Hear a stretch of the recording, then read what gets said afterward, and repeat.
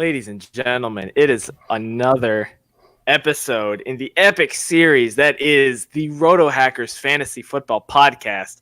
I am your host, also known as AJ Herschel the Kid, coming back from a week hiatus. That over there, wrong way. That over there, y'all already know. That is Judahbuddha. And then right over there, y'all already know, it's the man, the myth, the legend, the absolute stud. It's Jared! And we are your unauthorized reporters Absolute of fantasy stud. football news and information. There's the shirt! There it is. Two episodes in a row, he's been rocking the shirt. I saw There it we last go. time. I'm like, hey. Yeah. What you got there? I was late last time because I had to run home and dry it really quick. I was actually kind of wet while I was wearing it. Oh, are you serious? Not That today. is funny. Well, Hey, can I tell you something interesting about Jared? fire away. It's his birthday today. Are you serious? It is my birthday Happy today. birthday to the absolute stud. Congratulations. You know what I'm going to give him for his birthday? A RotoHacker shirt? A RotoHackers Championship. Ooh, okay. Ooh. Uh-oh.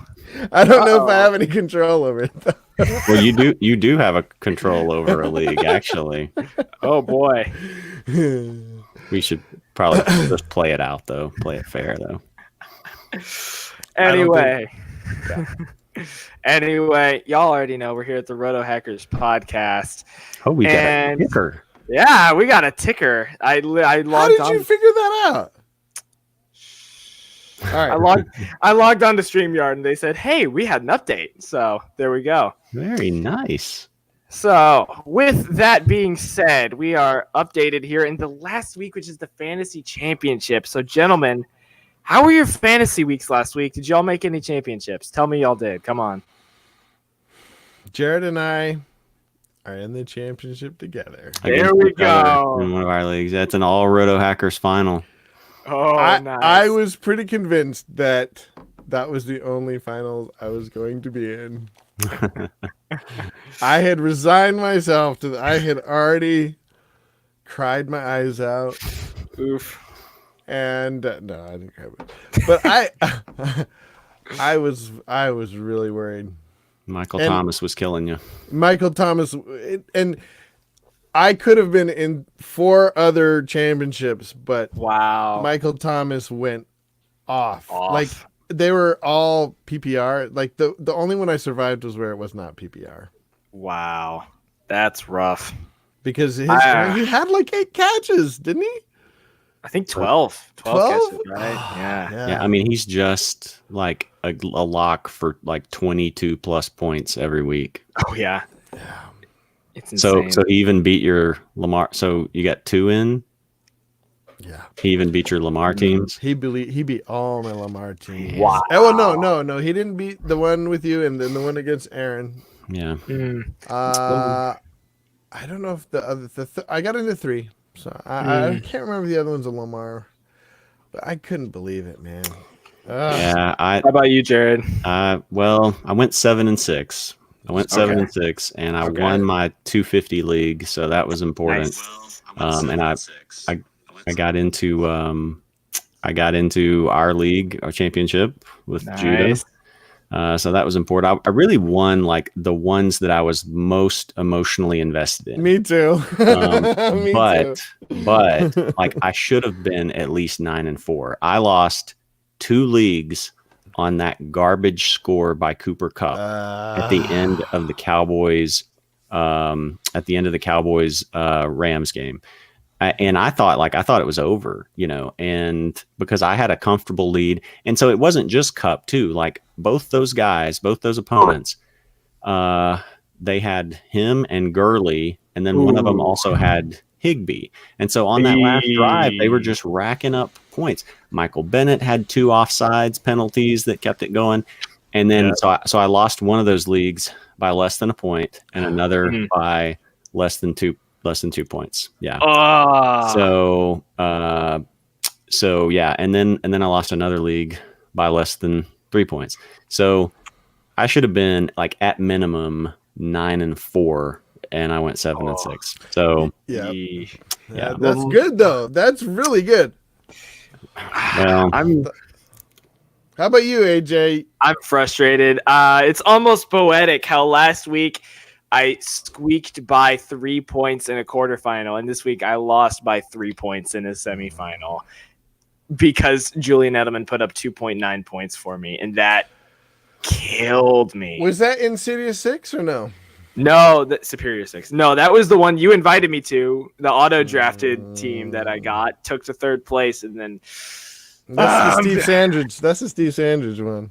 I'm going to the third place game. That's frustrating, but I did get into one that I stacked a team with. That's good. That's good. Did the one that hurts the most? Maybe not the most. If I hadn't got into my church league, I would probably you'd see my eyes like, oh, but Bigley, man, I didn't. There we go. I was gonna face Thomas H. Well, Thomas H is flexing on you in the comments. He knew he was gonna face you in the championship game, and then he lost. Oh, that's rough. Yeah, that was a Mahomes team too. Yep. You got the other guy put up 165 on you. Yeah, well, you know what? I took him out last year, so yeah, my best team. My best team, or my team that scored the most, was my worst team. It was so crazy this week. I had a team. My absolute worst team. It went 4-10 on the season. Never was in any kind of contention for the playoffs. But it finished in 8th place, so it was in the consolation bracket, and it scored over 184 points. Ooh. And that was even with that is crazy. That was even with like Gallup in there putting up 1 point something on there. So yeah, well, you almost jinxed me because we had this long conversation on Facebook Messenger about how he brought to my attention that most first place teams didn't make the playoffs. Yeah, but most of the ones I was in, or got knocked out. And then I looked and like I'm first place here, I'm first place here, I'm first place here, and I'm like dun, dun, dun. Wow. And then I was thinking I'm gonna get knocked out. I was sweating that game, like, because I was first place in my church league by a mile. Yeah. But I only won by like not very much. Yeah, just most of the leagues I was in, it was the lower seeds, like 3 and 4 seeds winning it. And I'd really have to go back and look at the lineups to see. But like I was talking last week where I said, I feel like this the semis are set up for guys who are going to take chances on, more than just like the routine players. And so like part of the reason that I won in my leagues was like I benched Le'Veon, I benched Melvin Gordon. Wow. I almost benched Amari, and I should have, and that would have won me another league. But so I played like, Miles Sanders and AJ Brown and just guys like that over him in either running back or flex, and that made all the difference because but we've been forecasting Miles Sanders to do better and better for a while, right? But like if you looked at like the Yahoo projections or ESPN projections or whatever, like they had, I don't remember where they had him ranked. I think like maybe like late teens or something like that. But like Melvin Gordon, they still had like 12, like routinely he was being ranked like just outside the top 10 against that Vikings defense. And I was just like, I have no confidence that he's going to do anything against this defense. Yeah. Well, I do want to congratulate Thomas H for getting in isn't this the second year? No. Last year, you faced hooked on a Thielen last year. That's right. The guy who took me out this year. Yeah. So I wish people would stop using hooked on a Thielen, because I feel like there's one in every other league, and whenever I'm playing, I'm like, which league is this again? Right.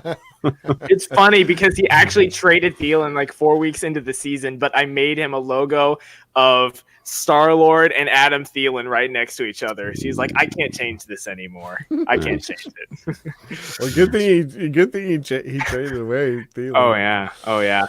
Math Quest, it is good to be back. Thanks for joining us. Yeah. Thanks for coming. Hope you made your championship. Ryan N, by the way, scored 189 and he's in the championship. Congratulations. And yeah, Edelman killed me, so I got my own vendetta against him right now. Okay, real quick before we move on. Yeah, and for the record, he says he's concerned about his injury situation. Yeah, who is Julian Edelman. So he's limited for the Patriots so far. So what do you guys think? Do you think he's gonna come back this week or what? He'll come back, but I'd be worried about playing him. I would be worried about playing him. I mean, Buffalo, like he didn't have a good game against Buffalo last time. Now he's hurt. Man, that's a tough sit. But I'm at least in one league, I'm going to have to think about sitting him. Well, we can talk about a couple of people on the waiver wire this better. But before we do that, who are your guys' big duds of the week? Like big disappointments of the week? Julian Edelman, I think, is definitely one of them. Amari. Really? Well, that correlates to MathQuest's question where he asked us to pick 3 receivers, please. Cooper, Lockett, Parker, and Sutton. Standard scoring.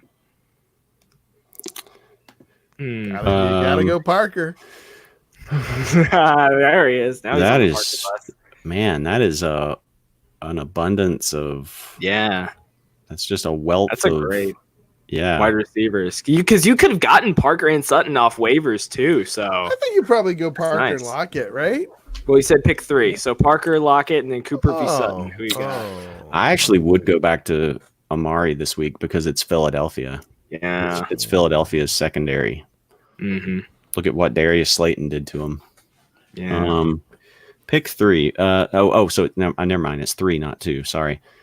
So who do you sit? The question is probably Sutton. It's really tough because Cincinnati's pass defense, the Dolphins are playing Cincinnati, and Cincinnati's pass defense has actually been more solid than their team has been as a whole. But, and then you've got Lockett, who had done nothing for a month and then blew up against Carolina. But he gets a great matchup again with Arizona. Yeah. I mean, I suppose I would sit Sutton, even though it's just a golden matchup with the Lions. I mean, I suppose I would sit him just because of Drew Lock. Drew Lock hasn't been terrible. He is a gunslinger, if nothing else. He is, yeah, and he played well against the Texans. They didn't do much against the Chiefs, but the Chiefs have been a good pass defense. So, I'm only knocking Lock because he's the least of these 3 quarterbacks. I mean, he'll eventually be, I think, better than Fitz, but I mean, he's a gunslinger too. He's just going to throw the ball down the field to Parker. So Amari's really the only like definite in there for me, even as bad as he's been with a couple of these matchups. Put him in a good matchup and normally he's okay. The others, I guess I would go Lockett, Parker, but you can really make an argument for any combination of them. Judahbuddha, what do you think? Yeah, I think I'd sit Sutton. Mainly, there is a coin flip aspect to all these guys, and Sutton, I just don't like when I've seen him produce with Lock. It's been almost fluky.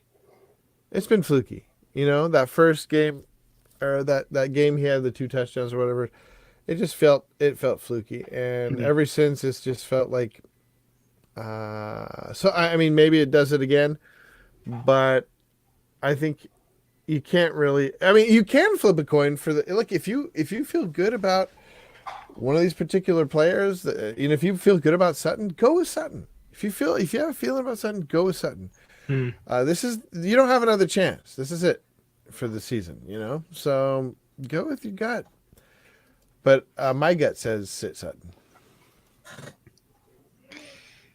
Yeah, I love Cortland Sutton. He was like my deep pickup early in the year that I was really happy about. But, I mean, Parker, he doesn't play as well in tougher defensive matchups, and Cincinnati hasn't been bad. But it's hard to sit him. And though Sutton has been getting targets with Locke, he's not really getting touchdowns and hasn't produced as much with the targets he's getting. So as much as I hate to say it, I think I'm sitting Sutton this week. Ryan N said he read an article about Edelman's injury that's more severe than people think it is. Yeah, he's been questionable for like 8 weeks in a row, and that's been his constant state. So yeah, and the fact that he only got just a handful of targets, I mean, I know they won that game, and with Cincinnati, it's easier to run on them, but still, like, it's so rare for him to not get that many targets. So, and with coming up Buffalo again, man, that is not a friendly matchup. So, I think if you've got I'm considering sitting him for DK Metcalf this week. Metcalf's got Arizona. Interesting. So that's a good point. Yeah. How do you feel about the Patriots defense? I know you're a big owner. I mean, I forget where they're ranked, like in Yahoo's standings, like maybe 3 or something like that. 3 or 4. I mean, anywhere I got them, how can you not roll them out? I mean, I know that they had a stretch of where they came back to earth. They were playing good quarterbacks again. I was hoping, I was like, oh, come on, guys, come back for one more little, get the band back together again for one more, tour of your greatest hits here. And they did. They delivered 20 points against Cincinnati. That saved me in multiple leagues. I mean, that's probably where I forgot to look to see which of my teams are moving on because of. Oh, it's got to be with the ones with the Patriots. It's like having another. It's like having a quarterback. Yeah. Let's see. Let me just run down it real quick. So out of the 7 that got into the playoffs for me, let's see, 1, 2, 3, 4, 5. 5 out of the 7 that got into the playoffs, I had the Patriots defense going. So they're just a huge difference maker. And, they did well against Buffalo the first time around. They had, let's see, 25 points. So they did better than I thought. I think Josh Allen has developed a little better since then. And remember that game he left at halftime with the concussion. Okay, I'd forgotten that. Okay. So I don't expect, but also it's in Foxborough, and Foxborough is a tough place for any opposing quarterback to play, especially a young quarterback. So I'm keeping expectations lower, but it could very easily be another 20-point game. So if you've got the Patriots defense, how do you sit them? Who do you how do you sit them for somebody else? Hey man, don't sit them. Ray Gibson comes out and asks us to pick one: Will Fuller the 5th or AJ Brown full PPR. I've got this dilemma in my 250 league. Oh boy, who are you going? I don't know yet. I feel like you got to go Will Fuller if he's healthy. The decision might be made for you because if read the reports, watch whatever website you watch. I like Bleacher Report. I like watching. I like reading what David Cho's take is on it. And if he says, "Look, I don't think he's going to be healthy," because I am thinking about playing these 2 guys in DFS, and I would not play Will Fuller. You know who had the big game? Who will have the big game? Stills had 2 touchdowns. Yeah, it's so tough to predict because you've got Hopkins, who of course is top 3 receiver in the league. Yeah, but the Titans were just double teaming him, and they were leaving Stills wide open. So this is tough because in my 250 league, I've got Devontae Parker. Like my flex is probably going to be a running back because I've got CMC, Mark Ingram, and Aaron Jones. And so it's hard to sit any one of those.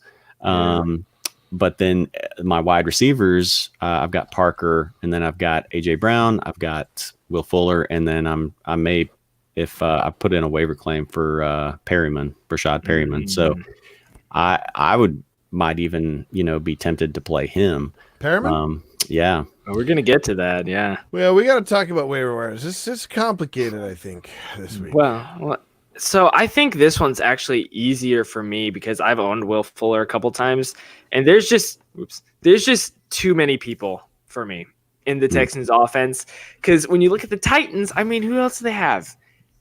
Adam Humphries? No, they got Tajay Sharp. They have Corey Davis. What have they Corey done? Davis. What Right, have they, exactly. What have they done though in forever? Exactly. Thank you. AJ Brown is the number one. He's been having a hot streak of games. He's Tannehill's favorite target. This is an easy AJ Brown for me. So I in my 250 league, I played Slayton over AJ, and it worked out fine. I still won by 15 or so. But I actually got to see AJ Brown really for the first time since he's been getting a lot of targets, and man, he's impressive. Wow. So they aired the Tennessee Houston game here. Nice. So I got to see him. The only thing that scares me about that is that he will probably have Lattimore. Lattimore is a big cornerback. I mean, he shut down Mike Evans earlier in the year. I'm afraid that is the only part that scares me. But and just Tannehill was just locked in on AJ Brown, and AJ Brown is looking like a stud. Well, Thomas H. Jared, you already brought him up once. Perriman came out of nowhere. Would you consider claiming him off waivers? How confident are you he'll have a big game this week? Jared, you obviously put in a waiver claim for him. You want to make your case? He's my number one claim. Not in some leagues I can't even use him, but I'm just trying to keep him away from the other team. Yes. So yeah, because here's the thing. I mean, to me this week it's either him or Mike Boone for the Vikings. We don't know though. Is Dalvin Cook going to play? Maybe, maybe not. He said he's going to play. Right. So it looks like he is, and it may be another game where he gets 7 carries and leaves with an injury again. But you've got him, and then you've got Alexander Madison, who may or may not be back, and then you've got Boone. So there's no guarantee. I think it's worth trying to grab Boone if your opponent maybe has Cook or your opponent needs a running back. But other than that, who else is going to compete with Perryman for that top waiver ad? So they've got the Texans. AJ Brown just torched them. So, now Godwin's out, or probably going to be out. So it's going to be Godwin and Evans out. And Perryman has actually been even with, one or both of them in there, he's been doing well for a few games now. So the last 3 games, Perryman's had a total of 17 targets, 6, 5, and 6. He's had 70 yards in each 70 yards or more in each game. And so that game against the Lions, he had 3 touchdowns, 113 yards, 3 touchdowns, 32.1 points. My biggest fear though with him is that he doesn't do well. He does great as a second banana, but as soon as Godwin went out, his game, the second, it was actually this, what's his name? Carter? No, the other guy, Watson? Justin Watson that started to get the targets, I think. It seemed like it in the game. No, he only had 2 targets the whole game. Well, so can you see the game by quarters? Who in the fourth quarter got the most targets? Yeah, because it seemed like Perriman got shut down as well. He probably shifted to as time went on. Darius Slay being on him once. Yeah, that's what I'm saying. So he's going to have. But who did the Texans have? They don't have a Darius Slay really though. No, but they've been doing pretty well against number ones. Well, they were, and that was my argument actually last week, and then I got proven wrong by AJ Brown just beating the fool out of them. So. I don't know. I mean, Perryman's obviously he's not AJ Brown, but I mean, you guys say what you want about the other receivers, but that's a good team, whereas the Tampa Bay is banged up. They've lost pretty much everybody but Perriman and Watson, whoever Watson is. Mm-hmm. I don't know. And their tight ends, they're going to throw to their tight ends. Yeah. I mean, I would feel I'm starting to feel better about OJ Howard now. Yeah, I think he's a good pickup if you need someone at tight end. If you've been burned by Hunter Henry and you don't want to play Hunter Henry again, then I think OJ Howard's a good pickup out there. I am not going to. Man, Henry. Well, Henry. Ryan N. Remember our resident Bucks fan here, Ryan N. For the record, Judahbuddha said the Bucks weren't throwing in the fourth quarter because they were up by 20. That makes sense. Yeah, Perryman for me is like the clear number one guy. Now I think there's several receivers out there. James Washington, he's another good option. They get the Jets, so even with Duck throwing ducks to him, maybe he can do something. But all right, you talked me into it. I'll take Perriman.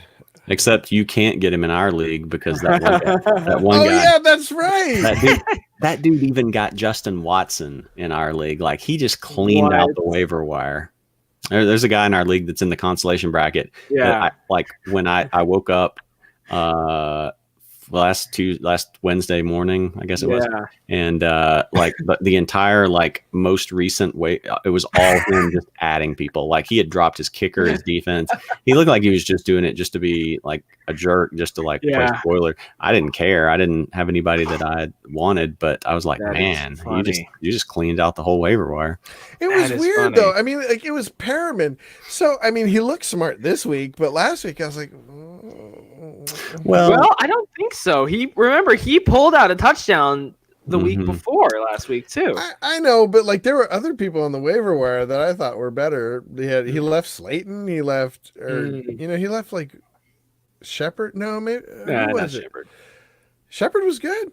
Shepard had 15 points this week. I think he probably kind of has a lot of the same mentality as me though, where he was playing, although Shepard had a good matchup too, but the Lions, that Lions matchup, he saw that and he's like, oh boy, Perriman's going to just slot in for Mike Evans, part of his role here. So and he did, that was smart. Yeah. If I'd have known he'd have been the 2, I would have gone and gotten him. But at the time, they didn't know, is Watson going to be the number 2 guy? Are they just going to throw to the tight ends more? So I was. All right.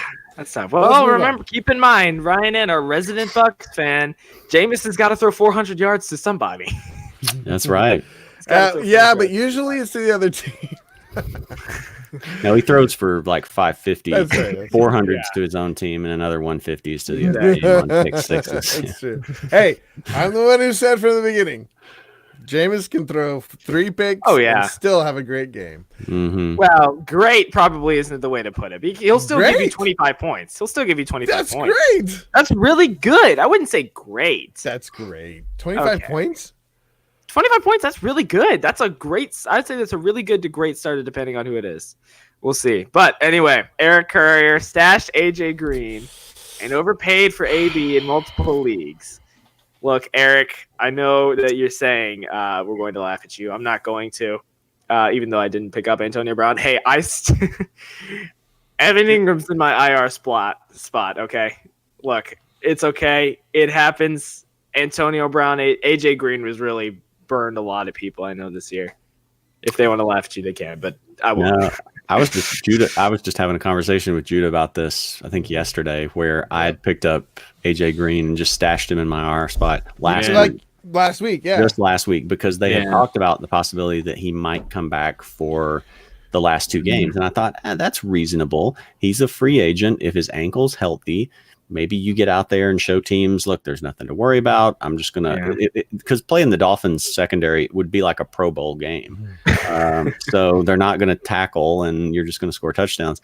But then over the weekend, they had a note pop up saying he was in Green Bay seeing the foot specialist. So I'm like, crap. Okay, never mind. Well, some have speculated though that So I read that too. And I read some that speculated that he was just making sure like he's cleared, like he wanted to make sure that he was fully cleared. I don't know. I haven't picked him up anywhere. In fact, in that league with Eric Courier, I had the pick before him, and I picked, I think it was with my 8th round pick. I picked Green. Well, so one of the teams I'm most proud of, it got in as a 4 seed, and I had let's see, I had my first round pick was Melvin Gordon. Whoa! So I lost him for a chunk of the season. Wow. Then my 4th round pick was AJ Green. So my first and 4th round picks were Melvin Gordon and AJ Green. Woo-hoo! And I still managed to and then my 5th round pick was Carry On. So That's literally rough. 3 of my first 5 picks just waste. Evaporate. Pretty much a waste. So Yeah. That's Okay. rough. Yeah. Nobody wants to hear about I could talk more about it. I gotta brag H. just a little bit. Yeah, on one of these. He's in the business of making relish, if you remember anyway. That's so. right. That's right. Yeah, try to make some more this week. Thomas H. He asks, instead of drafting a quarterback this year, should the Dolphins and Bengals just clone Drew Brees? Well, see what happened with the Dolphins is, if you remember, they had the opportunity to sign Drew Brees. He was going to go there instead of the Saints, and they had concerns about his shoulder, and so instead they signed Dante Culpepper, and they let Brees go to the Saints. But if you think about it, it's sort of like just an exaggerated version of what the Patriots do, because the Patriots let a guy go a year too early instead of a year too late. And so the Dolphins let Drew Brees go like 17 years too early instead of 17 years too late. So they're gonna look genius in like 4 years.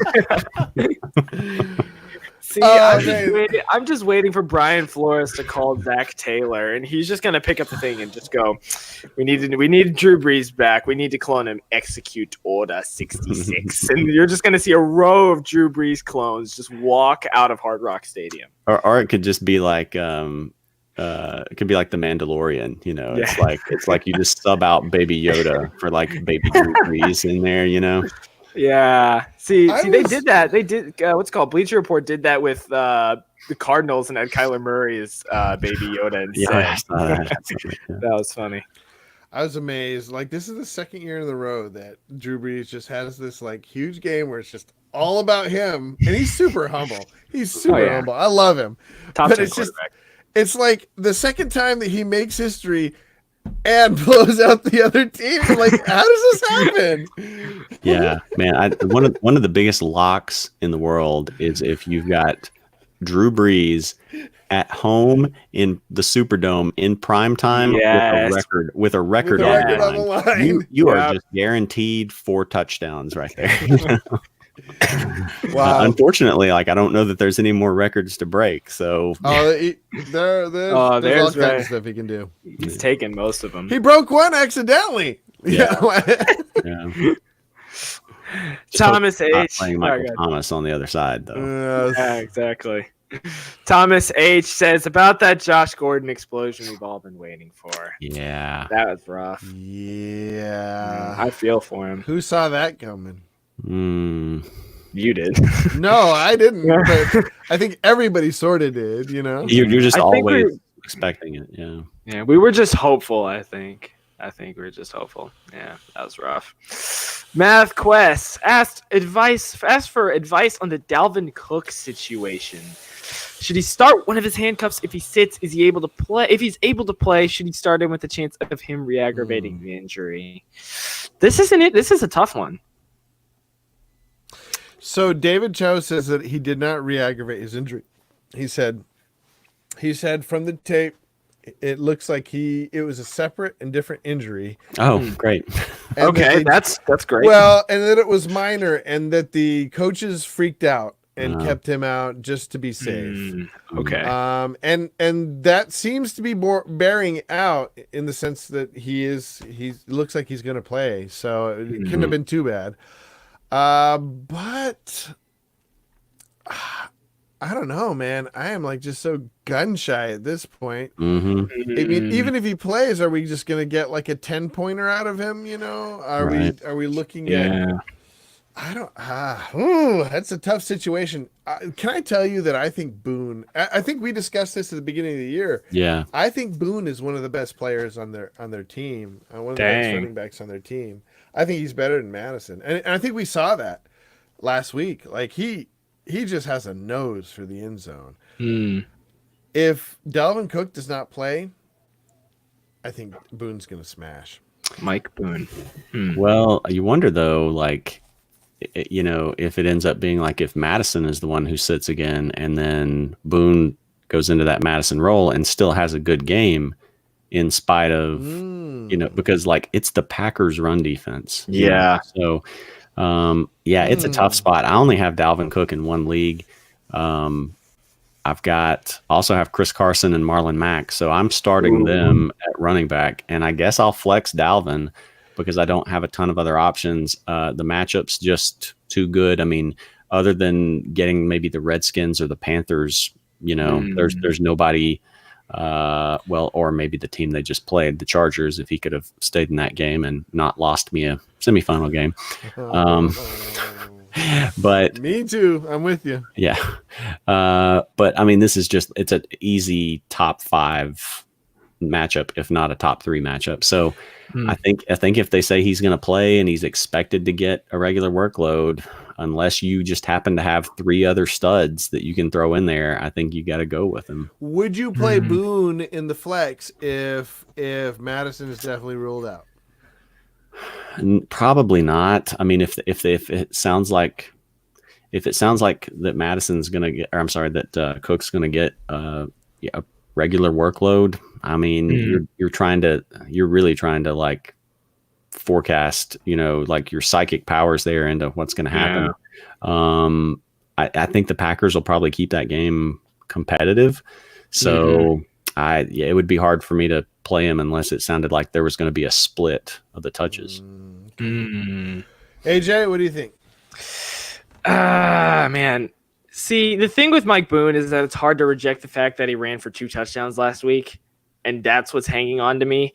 I only have Dalvin Cook in one league, but he's starting to worry me.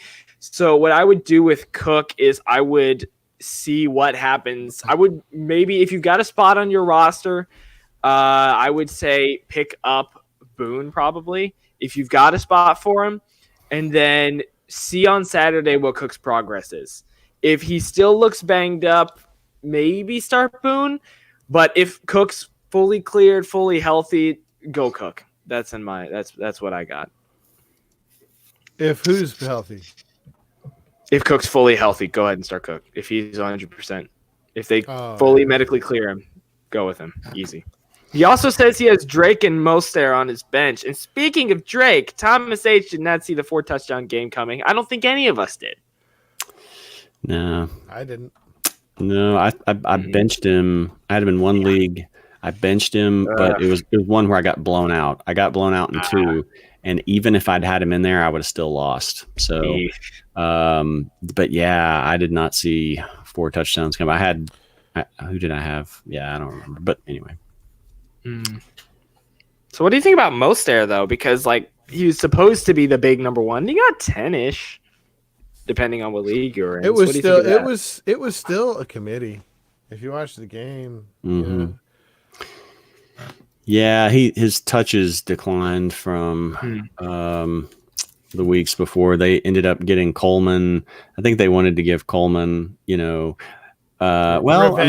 touches. A little bit, yeah. But I mean, Mostert still ended up with 14 carries, which is pretty good, and he got a touchdown. So he, let's see, I guess did he fumble here or what? Because I guess he did have maybe he had a fumble there. But I don't know. Against the Rams, I don't know how that game's going to go.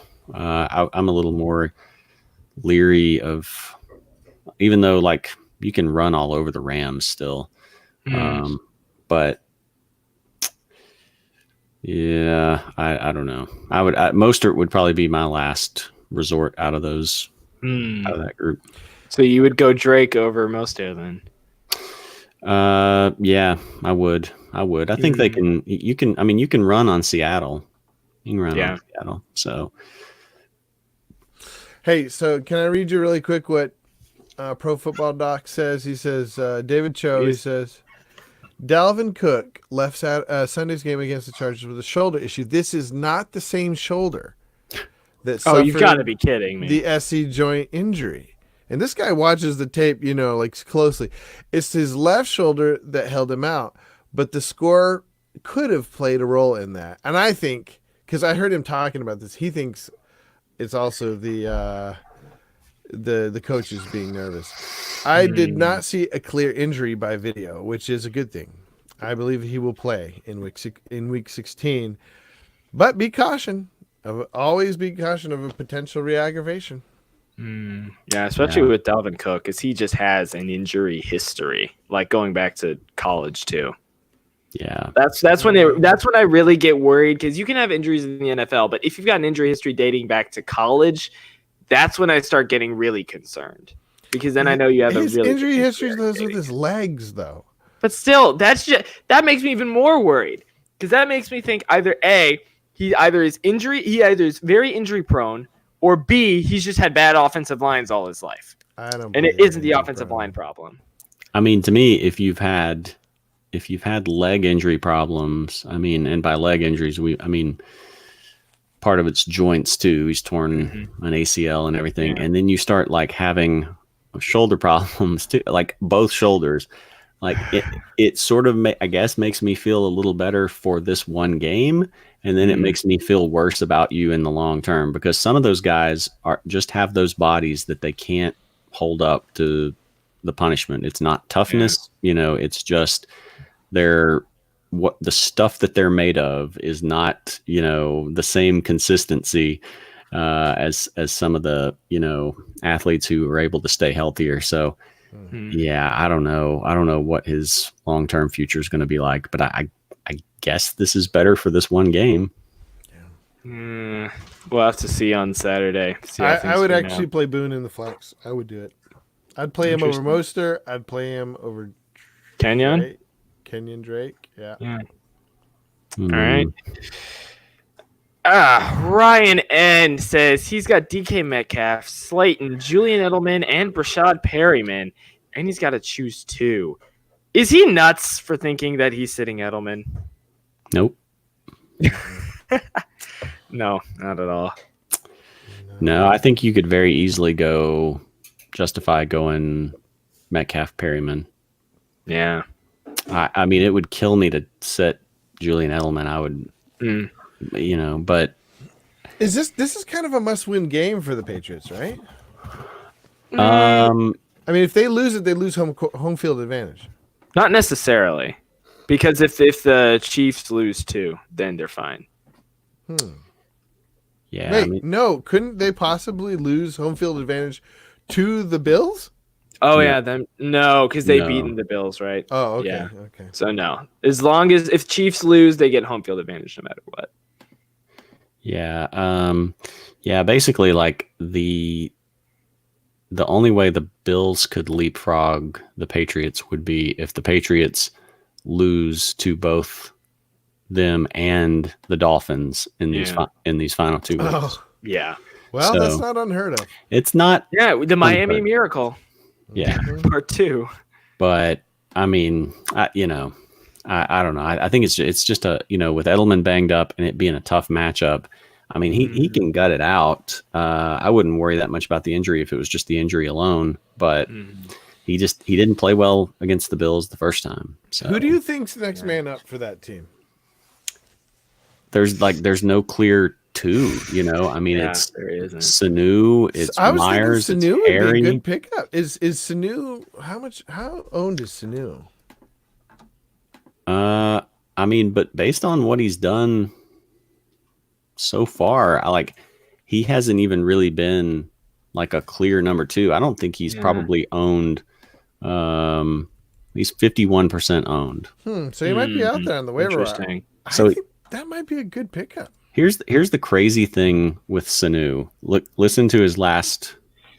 I guess he didn't play the Dallas game, but so the last 4 games that he's played, he's scored 2.2, 2.9, 1.8, 2.3.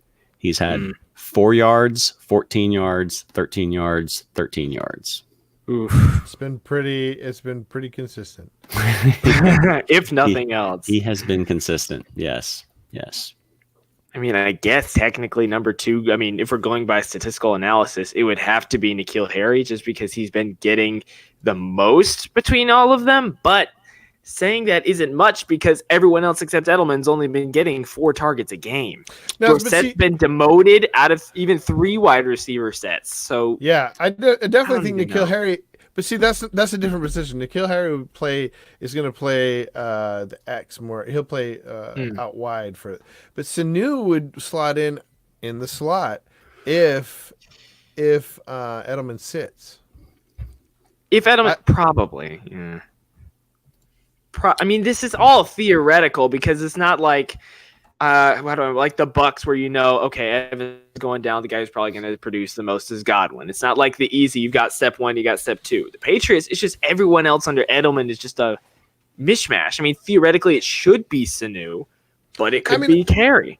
Well, okay, I mean, there's 2 parts to my question. One, who would take Edelman's place? Not just in touches, just practically speaking, who would play in the slot?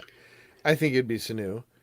And then the question is who would take his place as far as top of the scoring chart, top of the target slot. I mean, I think though it's like them losing Gronk and saying, well, like who's going to take Gronk's place? I mean, I know it's not to that level of difference of physical ability, but I mean, Edelman's good. And so I just don't think like there's going to be another guy that just slots in and gets that amount of targets or that role. And especially the way the Patriots offense is this year. So if Edelman, regardless of whether he's in or out, even if he's out and they say Sanu's going to go in the flex, like I don't trust anybody else, other than now all of a sudden James White is getting more involved. But see, I think it's kind of crucial because isn't the way to play against the Bills is the slot, is that in between tight end or slot is where you want to attack them. It has been, but like I saw a thing pointing out how like Buffalo had been doing that. They've been guarding, the downfield receivers and kind of giving up the middle and the slot, but some of the teams they've played against have had better downfield threats, and the Patriots downfield threats haven't been that great. So maybe Buffalo adjusts a little bit for that and comes in more. So it's hard. It's hard to predict that. Who's that one shutdown corner they have though? White, and he doesn't go into the slot, does he? He just plays that one left side. I think so. Yeah. So he'll shut down N'Keal Harry. Potentially, yeah. I don't know. We'll see. I think Sanu could be a potential, like, if you're desperate, I think Sanu would be a nice little pickup. I mean, for me, like, I think it'd have to be like I don't know what level of league it would have to be. Like 16, not 10, not 12, maybe 16, yeah. Yeah, 16, and I lost Edelman, and I lost Evans, and I lost Godwin. I'm picking up Sanu is starting. Well, not a lot of people had Evans and Godwin, but yeah, I did. There was a couple people that did.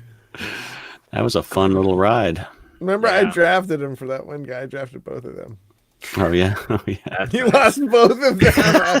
I gotta check to see if he's in the finals. Yeah. He traded one of them. I'm in the market for. I'm probably going to start Perryman because in one league I went into the playoffs with Hopkins. Nice.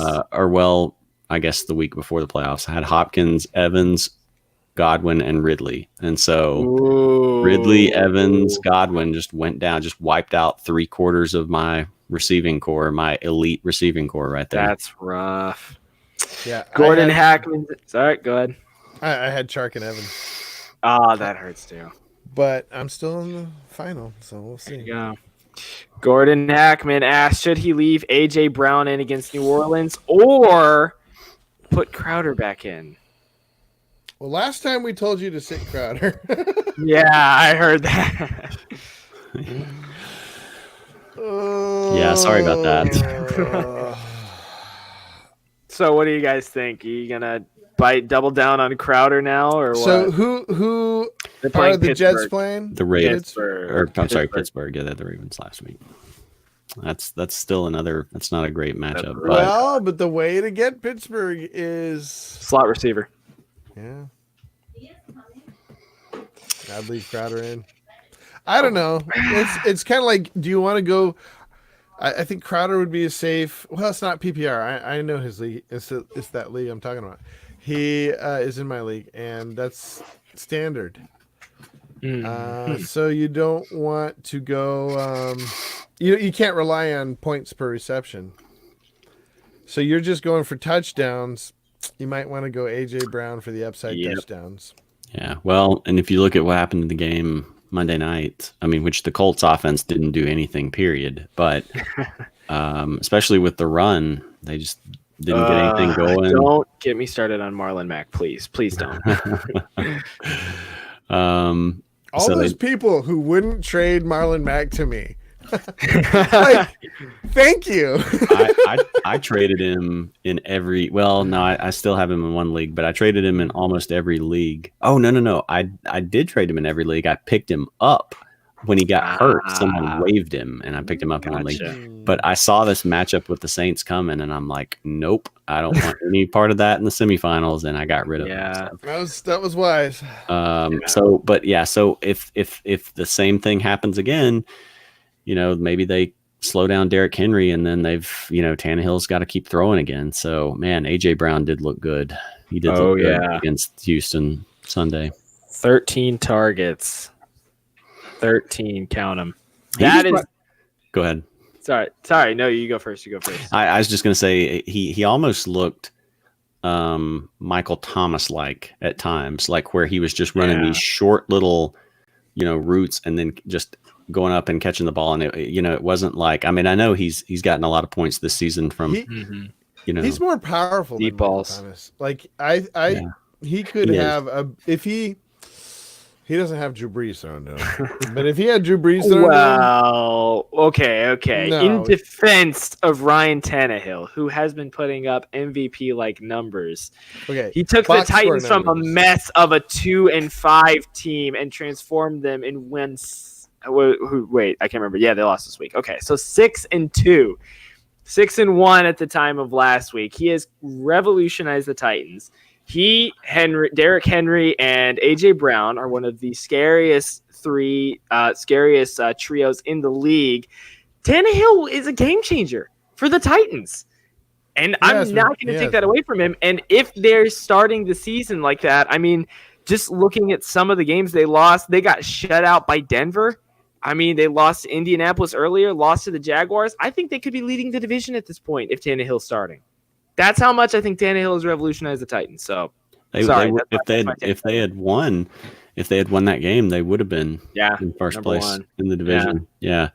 And AJ Brown just looks. He's like a more athletic version of Anquan Bolden, like body wise. Oh, that is a way to put it. He is just like thick. He's athletic, All right. Well, I don't want to spend the whole night talking about AJ Brown. We got lots of questions, and we got to talk about waiver wire. True. We do, which should answer Eric Courier's question. Technically, it's a waiver wire show, but people ask questions, we answer. Well, Gordon Hackman does ask, is Cooper Kupp still worth leaving in? I dropped him. Question. You dropped him straight up. For who? For no one. No, I mean, like, who are you starting over him? I've got Parker. It's my 250 league, and so I've got Parker and then AJ Brown and then Fuller as an option, and then I'm going to try to pick up Perryman. I would start any of them. Oh, it's San Francisco this week, He barely managed to salvage anything from that Cowboys game in garbage time. He got shut down by San Francisco earlier in the week. My opponent has 3 stud receivers. I would welcome him picking up Kupp and playing Kupp over one of them. Wow. That's bold. Rough. That's bold. Yeah, I don't know, because he's gotten touchdowns in 3 straight games, which tells me something, that he's got to be getting either he's gotten consistent deep balls, which he hasn't, or he's getting red zone targets. So that's the thing that makes me think keeping Kupp could work, but I don't think leaving him in. I mean, part of it, of course, depends on your options. And if you're not leaving him in, you might as well drop. Yeah, but you got to look to see who your opponent has, though. Right, too. Exactly. If they're stacked at receiver, then yeah, maybe you could drop Kupp, and then if they pick him up, their mistake, possibly. But if they are hurting a wide receiver, I don't want to drop Kupp at all. No way, because he still has the threat of scoring a touchdown again. Also, well, yeah. Plus, the Rams are fighting for a playoff spot, so they're going to be hungry. Yeah, if it's a keeper league, don't drop Kupp. Thomas H says he's pretty sure Julio Jones heard you complaining last week about his lack of touchdowns. Yeah, as he puts up 150 and 2 touchdowns. Go ahead, Judahbuddha. One of those touchdowns was like an incredible play of athleticism. Okay. I was like, I don't know. You see him finally get these 2 touchdowns. You kind of want to see him like dominate the end zone, but instead it was like barely get in. Not really. Not really. Not on that big one that he broke long. He broke that one. Yeah, that one was nice. That was incredible. But so he only still has 3 touchdowns since week 3. Oh, since week 3. Okay, sure. Yeah, but anyway, Julio heard and he responded. Oh boy, Eric Courier loves your cup drop, Jared. He's with you on that one. I mean, I'm not playing him. I'm not playing him against San Francisco. And my opponent has Devontae, DeAndre, and I think Edelman. Even if he wants to play him over Edelman, fine, go for it. So I'm just not scared. It depends on your options. If so don't just immediately drop him. No, don't drop him, please. Don't. It's a keeper league. Don't drop him. Oh, that's a keeper league. Oh, okay. It is a keeper league. Then don't drop him. All right. Well, before we get to celebrating someone who's championship bound, Gordon Hackman needs to replace the Browns defense. What recommendations you got for waiver wire? Denver, Atlanta, Indianapolis, and the New York Football Giants. I picked up Denver in 2 leagues last week in preparation for this week. Lions, Blau was terrible 2 weeks ago. He wasn't great, I guess, at home.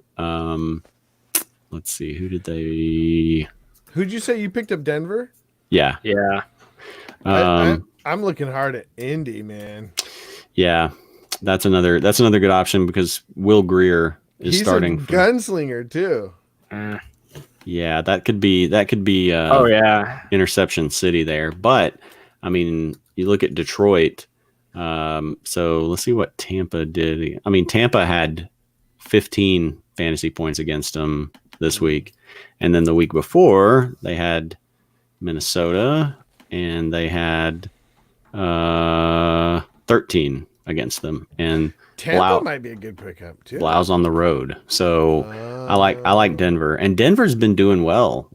Denver's been doing well lately, anyway. So they've had the last. Are you benching Galladay? Yes. Wow. You're benching the Galladay against me? Yeah. Yeah.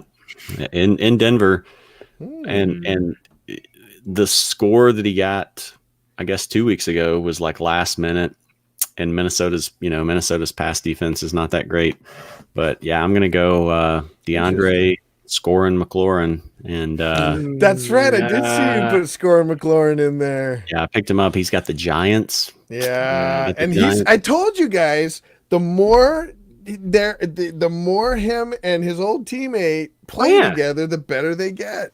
Yeah. Yeah. So he had.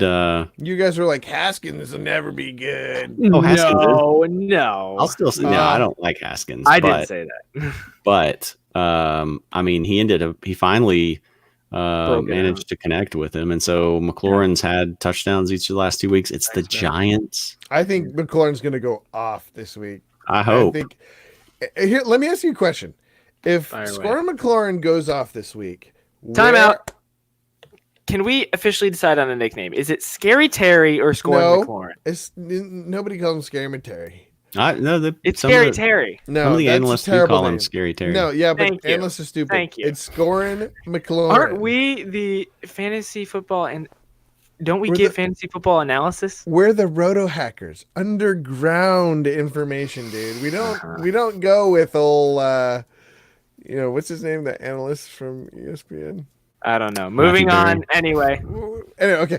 So, I think so Scorer McLaurin goes off this week. Good. Where do you draft him next year? Okay, timeout. Can we answer Gordon Hackman's question first? Oh, okay. Thank you. So Indy for me, Indy. Denver for me, but I think Indy's potentially a good pick too. Yeah, Denver for me as well. Denver, same here. Because the only thing that scares me is Indianapolis. I know they're better at the run, but there's the chance that C-Mac tears them up. Yeah, there's the chance. And as for Atlanta and the Giants, Atlanta's done well lately, but they're just San Francisco. They're Jekyll and Hyde. You don't know which Atlanta team is going to show up. Yeah. So they could do well, but I think it's riskier there. And the Giants have a good matchup, but I don't know. I'm gonna wait for Thomas H to post something about the Falcons defense on here. I'm sure he's gonna say something. Real quick, Crypto EE's championship bound. Nice. Congratulations. Yeah. Yes. Congratulations. There we go. Hashtag championship. Hopefully some of the advice we gave you helped get you in. I don't remember what it was, but there you go. Well, congratulations to you. Ryan N says, all right, we're going to assume we hear no more about Edelman's injury before Saturday. Him, Metcalf, Perriman. Who do you pick? Metcalf, Perriman. Yeah, I'm really leaning towards those two. I just, between his injury and the matchup with Buffalo, I don't know. I don't feel good about it. Yeah. Perriman, 4 touchdowns in 2 weeks. I'm really feeling that. And he gets the Texans, Yep. Well, good to know. Crypto E, our advice did help. Well, congratulations, good. All the same. There we go. Well, Judahbuddha, while we're waiting, while we don't have anything else, what was your question for us about Scary Terry, right? So Scary Terry goes off as 2 touchdowns and 65 yards this week. Where maybe more, 100 yards and 2 touchdowns. Where do you draft him next year?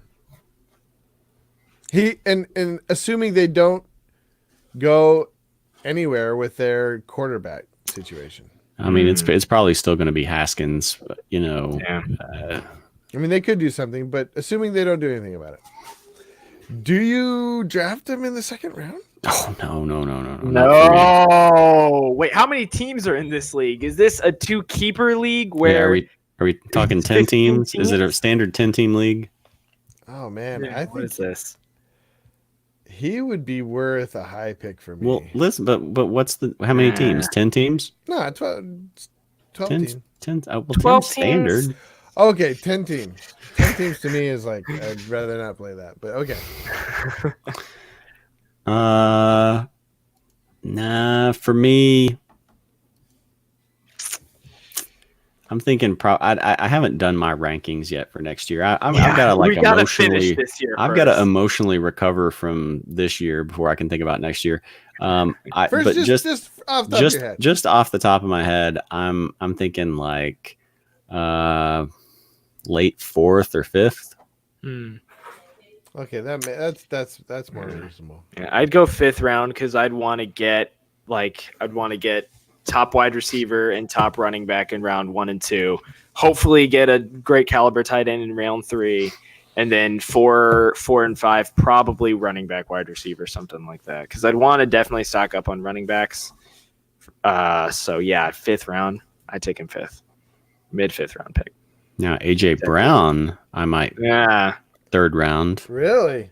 Maybe. I'd take him You're early in 4th love round. with A.J. Brown. One game. He was. You watch one game with him. Well, no, I'd heard about him, but I hadn't really gotten to see him, and his touchdowns had really come off of big plays, and you don't know when the big plays are going to be there, when they're not. So I'm like, okay, it's great that he's a big play guy, but you really got to have the consistency to catch a lot of balls and stuff like that, and he was just eating them up. So I was very impressed. Yeah. Devonta Freeman. Thomas H. comes in with not a question or comment about the Falcons' defense, but instead about my man Tate. Devonta Freeman is on the waiver wire in his league. Do you like him this weekend? Who's Yep. Tay? I just call him Tate. I don't know why. I just call him Tate every now and then. Anyway, what do you guys think? They're playing Jacksonville. 3rd worst. Just on run Tuesdays. defense. Well, I think he could have a huge game this week. I hope so. I'm playing him against Judah. So See, do you think he's worth picking up then? Picking up. yeah, that's crazy that he's on your waiver wire. I mean, Yeah. I don't know what else your options are, but I'm playing him as an RB2. I mean, I know he was terrible against San Francisco, but I mean, San Francisco's got a good run defense, and so he showed that he can. When they played Carolina, he had, I think, his best game of the year, 17.4 points and half-point PPR. He had 17 touches, 84, and a touchdown. The only thing that kind of bothers me is that he's kind of getting vultured. He's kind of getting vultured at the goal line. So that's a little worrisome. But. I think I like him. I don't know if I really like him because I've been burned by Devonta Freeman one too many times last year and this year.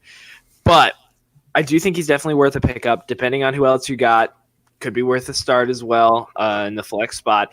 Here's the thing that gets me for him, because he'll get you like 80, 70, 60 yards, but he's routinely getting 5 targets a game. Mm-hmm. If that's PPR, that's helpful. If it's not PPR, that's still a chance for receiving touchdowns. So I do think he's worth a pickup and possibly a start this week. Yep. Yeah. Cool. Ryan N says he's got to chime in on the Bucs. Our resident Bucs fan right here. He'll chime in on the Bucs' defensive improvements after they cut Vernon Hargreaves. Man, I forgot about Vernon Hargreaves. Yeah. Interesting. Okay, we gotta cut it. We gotta cut it short. Let's talk about waiver wire and let's go to bed. Well, can we finish up this last question right here we got from Crypto? Right, we're going to finish up this last question from Crypto right here. And Eric Courier says we're killing him by going to preseason rankings and then waivers for this week. My bad. You never know what you're going to get with us. Oh, boy. So here we go. Crypto EE says, will Eckler be a first rounder next year in PPR leagues? Probably. He has been a consistent monster this year. Yeah. Yeah, I mean, you got to assume Melvin Gordon's probably going to be on another team. It's possible. It's possible he goes back to San Diego. Or I'm sorry, Los Angeles. I'm going to call them San Diego forever. It's possible he goes back. I don't know what kind of deal he's going to get on the open market, but I think it's still more likely that he goes somewhere else. And yeah, it just makes sense for them to look. I mean, look what Eckler was doing earlier in the year. So, but it's no guarantee though, because coaches get in the mindset of, well, we just like this guy in this role and we don't want to get him banged up. And so, but if he's the lead back, then yeah, I mean, he's got to be a first round pick. Judahbuddha, what do you think? Yeah, he definitely. Well, let's get to waiver wire. Okay, well, that means that I'm going to answer if that's your answer. Look, I don't know about first round. I definitely think second round for sure, depending on how many teams he could be first round. Eckler's just been so eerily consistent. It's scary. And I mean, a lot of it depends on what happens, whether they trade him, Gordon, whether he walks or not. I think he's definitely at the very least a second round pick, depending on how many teams are first round pick. There you go. And apparently Eric Courier thinks Jared, he has full confidence you're going to absolutely smash Judahbuddha next week. You got a response to that? I hope so, but really, does it really matter? I mean, I've won 2. I've won twice already. If I lose, I've still won 2 out of 3. Does it really? I see what you're doing. Does this game really even? It would be like a little cherry on top of what's already the greatest Sunday in the world. You know? I agree. Yeah, because remember the last time. Hey, if you beat him this week, you got to come in next Tuesday with the glasses and go all Men in Black on us, man. No, you should just take those 2 wonderful wins and sit all your guys and give this one to me. You mean just like that last 40-point underdog game that he came and knocked you off last time? I think it was only 30. No, maybe it was 40. I don't remember. No, it was like 20. It was not. It was like 30 to 40. It was 30 to 40. I think it was like 4. All right, let's move on. Oh, get out. All right. So, Judahbuddha, you've been so keen on the waiver wire. Why don't you start us off? So, I don't think Boone. Well, I don't think you were Boone, advocating for him earlier. Yeah, I advocate for putting him in the slot. I mean, for putting him in your flex. But if you have somebody on the waiver wire who could just slot in for just like 8 catches and 60 yards, I'd go ahead and pick up Boston Scott or Adrian Peterson. Both those guys are on a lot of waiver wires. Yeah, because you were saying 5 weeks ago, drop Adrian Peterson like he's hot and just let him go. Amen. And now I'm saying pick him up now that I told you to drop him. So yeah, Adrian Peterson over Boston Scott, I would say. But Boston Scott got 8 catches last week. 8 catches and 60 yards. He didn't get the end zone, but like maybe, there's more to go around this time because Sanders had them all last week. Yeah. Jared, who you got for us? Yeah, we talked a lot about Brashad Perryman and Boone already, so we've kind of worn those out. I guess I'll just give you a guy or two at each position. I think if you need a quarterback, there's probably not a lot left on the waiver wire, but Fitzmagic is actually still available in like 75% of leagues. I started him in my league with Judah last week in order to get me to the championship. He still had 20 points, 20.46 points. He's got a tougher matchup this week with Cincinnati, but he's at home, so that makes me feel a little bit better. And there's probably not a whole lot out there. If you're in a deep league and you're really desperate and it's want a real dice roll, Jared's desperation station here. That's right. You could go Drew Lock, who 2 of his 3 games he has been bad, but those have been against good pass defenses, and so he had only about 14 against the Chargers, only 7 in that snowy game against the Chiefs. But he lit up Houston for 309 yards and 3 touchdowns. Yeah. He's playing Detroit this week. The Detroit that Jameis Winston just lit up for 33 fantasy points. So I think, if you're really desperate, he's an option. And then back to receiver again, just looking like sort of deeper into that. I think you could potentially go with, again, a desperation play would be maybe John Ross for Cincinnati. Oh, boy. AJ Green's not coming back. Ross has come back, and he hasn't done much. He's only had about 3 targets. But Miami has given up the second most fantasy points to wide receivers. So those deep balls probably going to be there. And then I think I mentioned James Washington, the Steelers receiver, before. He's not Everybody kind of knows about him at this point, but he's still out there on. Let's see what percentage of waiver only wires. 32% owned. Yeah, and he's got Duck Hodges throwing to him, so that's a little bit scary. But for the last 6 weeks, he's been in double digits. Three of those. Duck is definitely going to play, right? Yeah, Tomlin already said that Duck's the starter. They really should have pulled him last week once they got down. There was no way he was going to make throws to bring him back. So they should have just taken the risk with Mason Rudolph. And I'll give you a tight end too. Actually, a couple of tight ends because I think we mentioned OJ Howard already. With that Bucs receiving core being down, he's been getting more targets. He's a pretty good option. And then the Broncos tight end, Noah Fant, who seems to be sort of a favorite of Drew Lock. So he had 56 yards last week on just 2 receptions, and then he had 113 and a touchdown 2 weeks ago against Houston on only 4 receptions. So he's not getting a ton of targets, but he's really able to turn them into a whole lot. So if you're in a deeper league and you need a tight end, or maybe you had been rolling with Hunter Henry and realized that you don't want to risk getting another 2 points from him, then I think Fant is an option. And as far as running backs go, I think Judah kind of already covered that with Adrian Peterson and Boston Scott.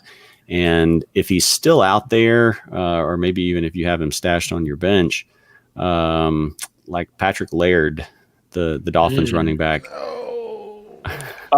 only 45% owned. He didn't do. I mean, he had 12 carries for 46 yards last week, and he caught some balls. The Giants have been better against the run though lately. Like they've actually kind of stiffened up against the run. Cincinnati has given up the 6th most fantasy points to running backs. I think Joe Mixon and Patrick Laird, I think you could see a lot of points from running backs on both sides in this game. So I think Laird is worth consideration there as a flex. Well, the problem with Laird is they brought in Myles Gaskin. They sent Laird, and they might start Gaskin this week. Well, I mean, we'll see. We'll see what happens. I mean, Gaskin got he got 9 carries. So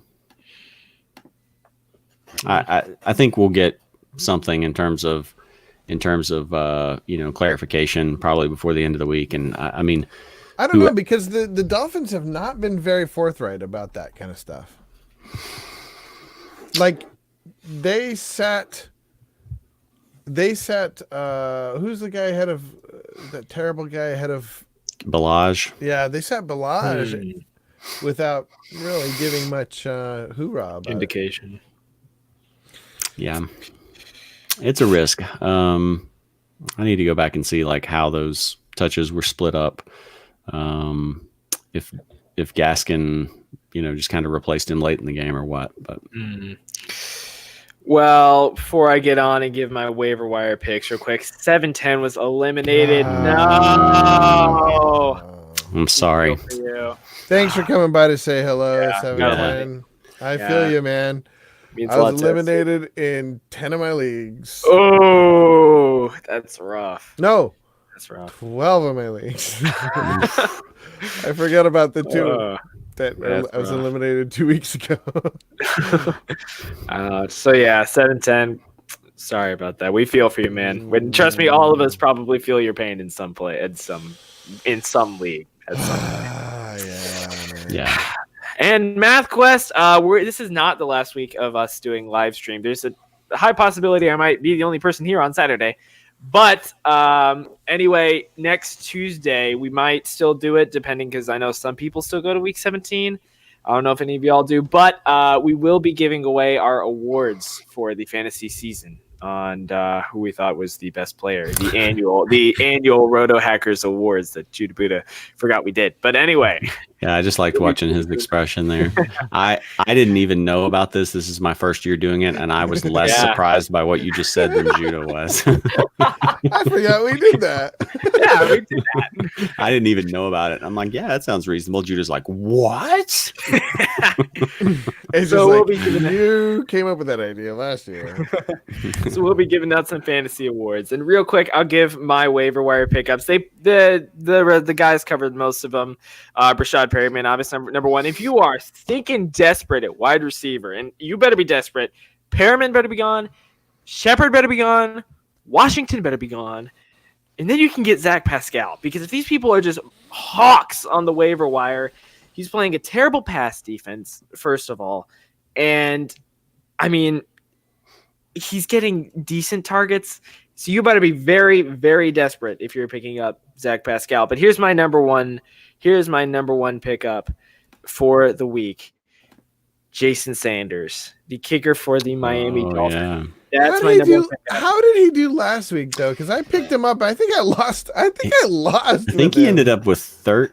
No, he only had 9. He had 9, which is a fine kicker score, but he put up 14 and 24 in back-to-back weeks. And that 24, I sent in Judahbuddha a note saying that he deserves all the credit in the world for carrying this team. Yeah, I saw the episode. And Jason Sanders, I feel for you because you put in the work and y'all still lost. And it was not your fault. So, look, Jason Sanders is my big pickup this week because the Dolphins are going to get in scoring position, and depending on whether Cincinnati's defense can decently lock up or not, he could chip in a couple field goals. So I really like Jason Sanders. He is my number one pickup for the week. And Eric Courier still wants to hear me. Here's the three of us laugh at him for AJ Green and Antonio Brown. I stashed AB, or not AB, but AJ in several leagues last week, thinking, hey, if he comes back, the Dolphins is a great matchup. Antonio, you probably should have given up on Antonio a little while ago. Like if you follow Antonio, I think you can probably find like a direct correlation between like how quickly people gave up on AB to how closely they followed him on social media. And so like if you pay attention to what he posts on social media, you could just be like, okay, yeah, he's never playing in the NFL again. Well, and even if he came back, say a team picked him up. Oh no. Last week, like he still has to serve like 2 weeks suspension. So well, I don't think it's a 2-week suspension. It's like they would put him on the exempt list. Like they haven't handed down any official punishment. Trust me, Roger Goodell does not want to deal with press from AB being an official part of the league. So he's not playing this year. But how about so can we talk really quick about who is that defensive Jenkins? Real quick, so are we refusing to amuse Eric Courier by laughing at him? Yeah, I'm sorry. Are you not entertained? Look, if we're laughing at you, we're laughing at ourselves too, because I didn't have any. We never laugh at ourselves. It was worth, like, if you had a spot, I mean, it was worth, like, I mean, stick AJ Green on IR. I mean, what's the harm, you know? Well, so. eventually, by the time it hit like week 7, they'd list him as quote unquote questionable. Oh yeah. You couldn't put him on IR, and then it was just frustrating. Yeah. So I've got. I'm laughing at myself, and so there we go. Judahbuddha, go ahead. I've got just a couple more flyers. Actually, maybe not flyers. Last week, Jared and I talked about guys that would be good to look forward to as far as quarterbacks. Kyler Murray was sort of at the top of our list. I see him on a couple. You mean next year? For next year. Oh yeah, absolutely. But I see him on a couple waiver wires, and I see him in a couple waiver wires in a couple keeper leagues. That might be a good keeper for next year. At least just to put, I mean, if you're out of contention. But if you're playing, I actually think that might be Kyler Murray might not be a bad play this week. Seattle hasn't been that tough. They're tougher in Seattle, though. Yeah, you're playing. Yeah, you're playing in the loudest place on earth. It's really hard. You can't go. I don't think it still is. It does. CenturyLink is still, I would say, top 5 hardest places to go in. You're right. CenturyLink is. And then the other one is Phillip Rivers playing Oakland. But remember what they did to him last time. Exactly. No, I don't think a revenge game is going to work. I don't know. I think he has a huge game. I think it's another 30-point game. That's not a risk I want to take. But last week, I mean, Minnesota's pass defense is not good, and he finished with 11.28 points. I do not want to gamble. I would rather, if you're really desperate, I would rather gamble. Of course, there's no guarantee that he plays this week. But if Daniel Jones is back, I would probably at least over Rivers. Phillip Rivers? Roll him out against Washington. I would play Phillip Rivers over everybody except for the top 5. What are you talking about? Get out of here! Get out of here! No, stop. He's gonna have a huge game. Well, anyway, 710 says he's gonna try to draft Lamar Jackson next season, though. You and everybody else. Mm-hmm. That's what we talked about this last week. I'm not really targeting. I'll keep him in my keeper league for in the 15th round, but I don't think I'm gonna try to draft him. He's gonna go first round just routinely next year because Mahomes was going second round this year. So the only way, I mean, I might draft him in a league just for the heck of it, but it would depend on I would have to know that okay, there's good running backs. I can see a sleeper running back in round 5 and round 6. So we'll have to see, because this year, part of what gave me the luxury of doing some different things was I identified Chris Carson, and I got him in the 5th round just over and over. Yeah. And so a lot of times there's not, and Mark Ingram, actually, Carson and Mark Ingram were guys that I got in the 5th round over and over. Yeah. So I don't know if there will be. Maybe there'll be another guy like that where I'm yeah, he's going to be the Carson or the Mark Ingram this year in the 5th round, but I don't know. Yeah. Well, Ryan N brings up that point too, because Fournette, Carson were steals this year. Yeah. I would say, go ahead. No, I was just going to say, although Fournette was tough. I think he lost me one league. He petered out. He had a really good start to the year though. Yeah. But 710, this is my one thing with Lamar Jackson, because I wholeheartedly think that he is going to be on the cover of Madden next year easily. Ooh. Yeah, y'all already know. Yeah. Rob Gronkowski got injured. Brady then lost the Super Bowl. Antonio Brown, we know what's happening with him. And Patrick Mahomes got injured this year. That's 4 straight years of Madden. And you forgot OBJ the year he was on it. Yeah, honestly, it'd probably be easier to list the guys who have been on the Madden cover who didn't bust or get injured than it would be to name off all the ones. Yeah, that's true. Lamar will be for sure on the cover of Madden. And so he's on my do not draft list. He's there you go. He's there in the 15th round, and I'm still no. And we laugh because there is no real magic correlation, but I have thought of this. I have thought of the correlation here that I have seen a real correlation between and I'm not going to talk about statistics, but just think about the players that sort of get involved with commercials and stuff like that. There does seem to be sort of a fall off when they start going real big into getting into movies and stuff like that. I don't know if it's a distraction thing. I guess I'm thinking commercials and big buyouts, and I don't know. Baker Mayfield. Yeah, I was about to say. His completion percentage goes down 1% per every Hulu commercial that he has. Dude, yes. And then every progressive that he has, every progressive one. Yeah.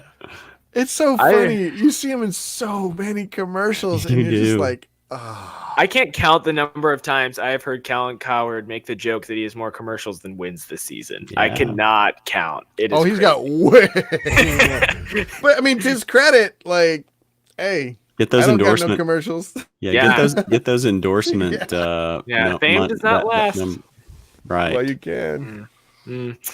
Well, this is let's see here. We got a couple things. 710 says maybe make Michael Thomas instead because the cover scares him. Thomas. Here's the thing, though. Generally, you have to. It's better to draft not based on last year's numbers, unless it's someone who just consistently Antonio Brown before he went crazy. Like he was a safe pick because he wasn't just last year's numbers. He was consistent year to year. Oh yeah. DeAndre Hopkins, consistent year to year. No, he is. I know you're not the biggest fan, but he is. Devontae Adams, the problem with him is a little bit starting to become health. But if he's healthy, he's going to think Michael Thomas over all of them. I would take Michael Thomas. He's been more consistent than all of them. He has been. Rookie year. Right. Yeah. Yeah. He's been very good. So, but Breeze is getting pretty old too. So that's a good point. Yeah. But which is why I want the Saints to win the Super Bowl this year because I want this to be Breeze's year because he's only got 2 years on his contract. He already has a Super Bowl though. Yeah, but that was in 2011. And the reason why people remember that is because Jared. The reason why people remember that is because Tracy Porter pick 6 to the house and the onside kick at halftime. I'm sorry, it's Mahomes' year. We need to get him Mahomes' year, buddy. Sorry. Okay. This year is Mahomes' year. Mm-hmm. He's going to beat the Ravens. He's going to beat the Ravens okay.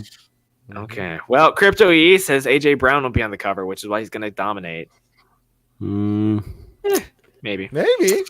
Maybe next year. Yeah, maybe next year. Yeah. Well, this is probably going to finish us off. Crypto E says, guys, we got a tough decision. The Ravens at Cleveland or the Pats at Buffalo. That's tough. And how did you get both defenses? Oh, you could have. They had buys really close. People probably dropped them on their buy. Yeah. Probably wisely. The Patriots? Patriots. Because after their bye, if you looked at their schedule, and they did not do well after their bye. I picked them up in week 14 because they had a stretch of games of not doing well, and I saw that Bengals matchup on week 15, and I had that waiver claim in faster than you could blink your eyes. But I'll just go ahead and say I'm biased because the Patriots have carried me to 5 league championships games. I can't go against them at this point. If it was on the road, I'd have to think about it. But in Foxborough against a young quarterback, even though the Bills are doing well, I gotta roll with the Patriots. And they seem to have Josh Allen's number. They don't do well against running quarterbacks. That would be my only caveat. Yeah. Well, if we're talking about fantasy points, last time they played him, that was the 17-10 slugfest that the Patriots D walked away with 24 points from. That was Josh Allen's worst game all year. So yeah, Judah was saying that, and I'd forgotten this. Halftime. Yeah, that he left at halftime. So maybe that makes a difference, but yeah, because I don't think it was him that threw the pick 6. I'll go back and look at that game. I think what happened is he got the concussion, and then who came in for him? Probably would have been Matt Barkley. Yeah, and then Barkley immediately threw a pick 6. I might be wrong though. Well, while we're closing out, I'm gonna look it up in here and see. Okay. Well, while Jared's looking that up, Crypto drafted the Ravens and picked up the Patriots. Yeah. Nice. Very nice. Very, very nice. Thomas H is begging for you to say regression, Judah. He's asking for it. I'm not gonna. I'm shocked you haven't brought up. I'm sorry, Thomas H, but you've got that Falcons logo. I'm shocked you haven't said anything about them against San Francisco. I'm genuinely shocked. So it turns out. Allen threw 3 of the 4 interceptions in that game, and he was sacked 4 times. And it actually wasn't a pick 6; it was a blocked punt. Blocked punt where they got the touchdown on there. So but since then, I think he's only had like 2 interceptions or something like that. Yeah, he's done a lot better, but I don't know if he's. Let's see how many he's had. So since then he's 3. He's had 3 because he had one in the Pittsburgh game. But I don't know. We'll see. I got to roll with the Patriots though. They're probably gonna get like 40 points. Yeah, I hope. Especially because they need to, because they need to hold on to that slot and get home field advantage too. Oh, I thought you were gonna say they want me to. They want to help me beat Judah. But of course. Yeah, I mean that too. Their home field advantage too. Sure. Eric Courier said he's got money on this, so he wants you to put that cherry on top. So what? He said that earlier up there. Yeah, that's too funny. But anyway, thank you all for tuning in to another episode of the RotoHackers Podcast.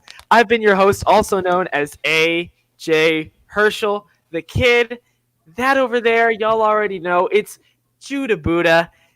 Do y'all know? Gentlemen, yes, we do. And ladies and gentlemen, I present to you the absolute stud that is Jared.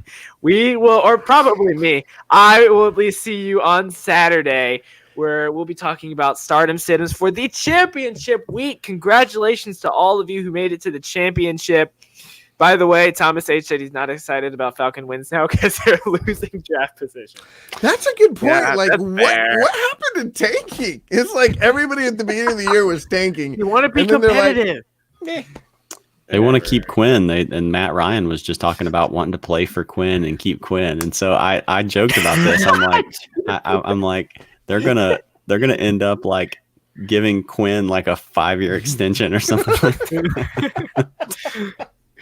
But anyway, Matt Ryan's going to be coming out there with a walker. But anyway, guys, thank you all for tuning in. We'll see you next time on Saturday. Thanks for all the questions. This has been a shorter episode of the RotoHackers Podcast, and I'm not necessarily legally obligated to do this, but I'm probably have to be obligated to do this. That don't forget, everyone, that we have T-shirts available on Teespring with the RotoHackers logo. This is a sweater. This is my personal favorite. It's the dark navy sweater with our faces on it. Judahbuddha is repping one of our T-shirts today. That's probably my favorite, the hoodie. That's my favorite right there. But anyway, I am going to stop plugging our stuff. So we'll see you next time. We'll see you on Saturday on the RotoHackers Podcast. Thanks. Good night. See you then.